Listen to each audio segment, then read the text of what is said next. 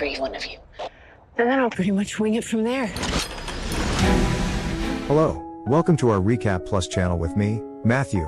Today we will watch a recap movie called Peppermint, released in 2018. This is a spoiler content video. So please turn on the subtitle and let's start the story. In the beginning, a woman engages in a confrontation with a stranger in a car and fatally shoots him in the head.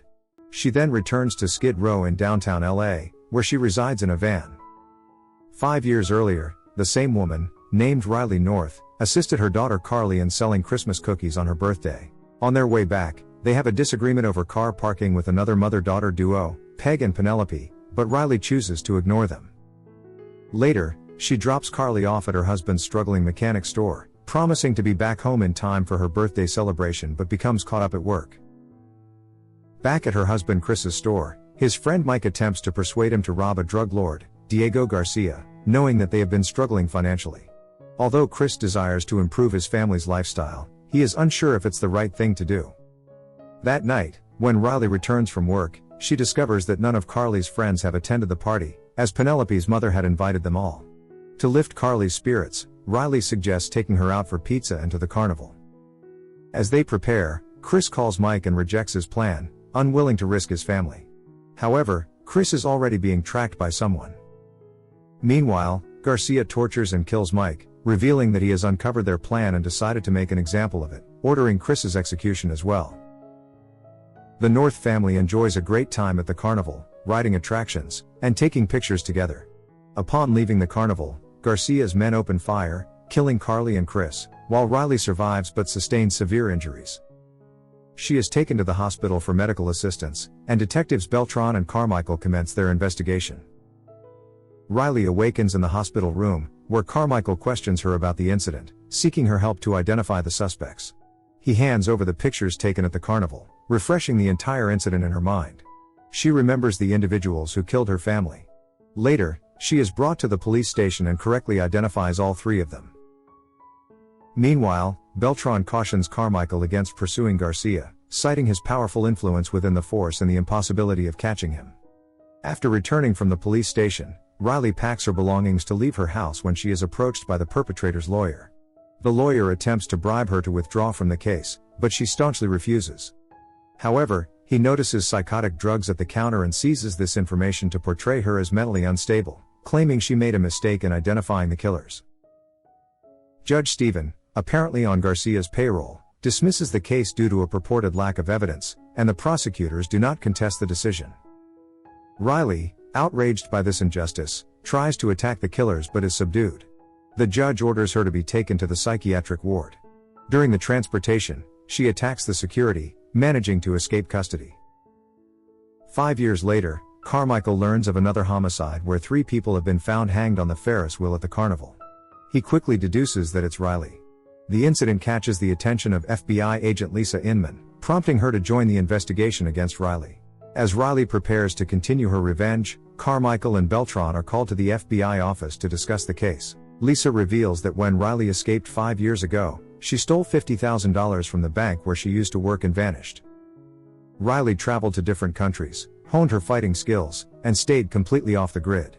They are informed that Riley has recently returned to LA, robbed a gun store, and allegedly killed the 3 gangsters who murdered her family. Meanwhile, Riley appears at Judge Stephen's house, where she tortures him for failing to deliver justice in her case. After tying him up, she leaves the house and detonates it with Stephen inside. Carmichael receives the call about the explosion and is informed that Riley has also killed a defense and a prosecution lawyer. Riley doesn't limit her revenge to those involved in her family's murder. She starts interfering with Garcia's operations, causing his shipments to go missing. Faced with threats from his partners, Garcia orders his team to track down Riley. While on a bus, Riley encounters a young boy who reminds her of her daughter. She hands him a toy she took from Stephen's house. Upon questioning the boy about his father, he reveals issues with alcohol, prompting Riley to confront his father at a local store and threaten him to make amends for his son. She steals a car from a salesman and arrives outside Garcia's cover store, where he hides his money laundering business.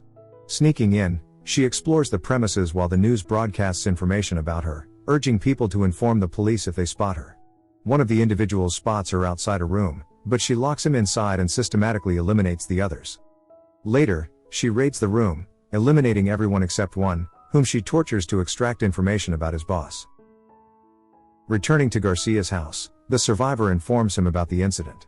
Initially, Garcia believes she did it to steal money, but the survivor reveals that Riley burned all the money, intending to send him a message. Garcia realizes Riley is behind his missing shipments and, enraged by his losses, not only kills the survivor but orders the cartel to find and kill Riley. Meanwhile, news about Riley sparks a debate in the media, with some supporting her quest for revenge while others criticize her methods. The FBI and police initiate an investigation into the store murders, but Carmichael remains skeptical about Riley's capability for such large-scale killings. Lisa, on the other hand, is convinced of her involvement and decides to track her hiding place. Riley, still mourning her family, finds strength in her determination to avenge their brutal murder. Lisa directs her assistant to locate Riley by studying crime patterns in the area. As the social media debate about Riley intensifies, gaining more support, Lisa narrows down her search to Skid Row. She decides to visit the area for any potential clues. Simultaneously, Garcia plans to trap Riley at one of his hideouts, ordering his men to detonate explosives when she shows up. They follow through with the plan, but Riley narrowly escapes. At the FBI office, discussions about the case are interrupted as alerts about the explosion arrive, prompting them to consider its connection to Riley.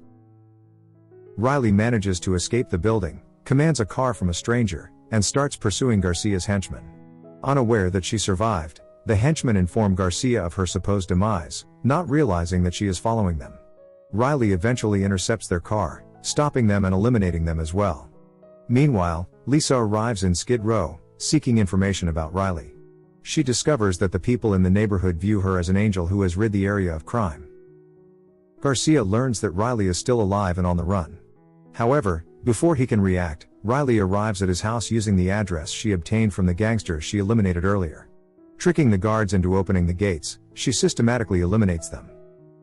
As she closes in on Garcia, his daughter interrupts her, leading to a confrontation. Garcia manages to wound Riley before she escapes, just as the police begin to raid the house. After escaping from Garcia's home, Riley goes to Peg's house, the woman who caused trouble at Carly's birthday party, and confronts her, delivering a punch to her face. After tending to her injuries at Peg's house, Riley pretends to threaten her but ultimately leaves without harming her. Investigations continue, and Beltran becomes suspicious of Carmichael's behavior, discovering that he has been consistently lying to him. Carmichael arrives in Skid Row on Lisa's call, who informs him about finding Riley's van full of weapons. Carmichael believes people fear Riley, explaining why they don't attempt to take her belongings while she is away. However, Lisa reveals that the community sees her as their savior, crediting her for the low crime rates in the area. Lisa shares her plan to capture Riley alive, convinced that Riley has been pursuing Garcia for a considerable time and possesses information about his underground business. Despite Lisa's intentions, Carmichael, revealed to be Garcia's informer, betrays her and kills her. He then contacts Garcia, providing him with information about Riley's location. Soon, Garcia's gang arrives, and Carmichael assists in the search for Riley. Exhausted, she takes refuge in a building while the gang continues the pursuit. A gang member spots her blood and informs the team, but she manages to eliminate him. Garcia attempts to contact the member and warns about a raid, but Riley hides and takes down the gang using a grenade she acquired earlier. Riley calls Garcia, urging him to leave innocent people out of their conflict. She addresses the gang, demanding Garcia's surrender while threatening each member. While hiding by a trash can, she hears a cell phone ringing and discovers Lisa's body. Using Lisa's phone, she contacts the media, broadcasting a live video exposing Carmichael's involvement and urging both the media and LAPD to arrive at the location. As Beltran prepares his team for a raid, Garcia takes a girl, Maria, hostage to lure Riley out. Threatening Maria's life, Riley agrees to show up. Upon her arrival, Garcia releases Maria, who runs to Riley, expressing trust in her protection. Carmichael urges Garcia to kill Riley, but Garcia chooses to face her in a fight. Riley refrains from fighting back, keeping Garcia occupied until the police arrive. Realizing they are surrounded, Garcia suspects Carmichael set them up and kills him. Chaos ensues, and as people run for safety, Riley seizes the opportunity, attacks Garcia, and is shot by the police in return. Beltran orders the police to cease fire, and Riley disappears once again, but Beltran knows where to find her. Locating her at her family's gravestone, Beltran convinces her to seek medical attention rather than die. Despite continued public support, the LAPD decides Riley must face trial for multiple homicides. Detective Beltran visits Riley at the hospital, secretly hands her the keys to the handcuffs, and aids in her escape. To watch more video like this, click on the videos on your screen, and don't forget to let me know how you feel about today's video in the comments down below. And at last I will say, stay safe and stay healthy. See you next videos.